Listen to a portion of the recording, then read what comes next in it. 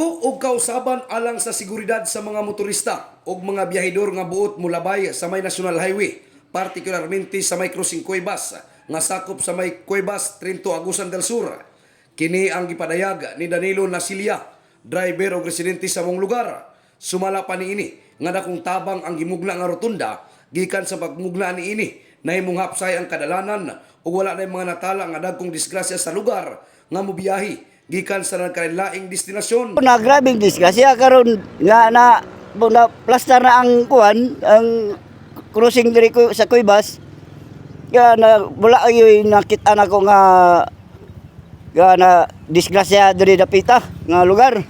Usa matud pa sa mga nagunang rason niini, gumikan sa kalapad na usab sa dalan na mahimong luwas na ang bisan kinsa man nga mga individual nga mosulod gawas nga buot moagi sa maong lugar.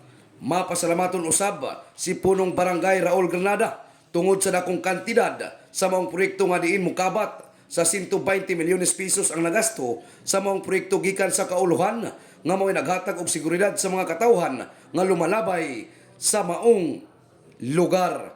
Kanang Crossing Cuevas nga rotunda.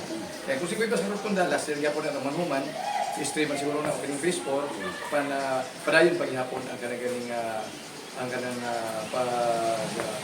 pastar niya sa atong DPWS.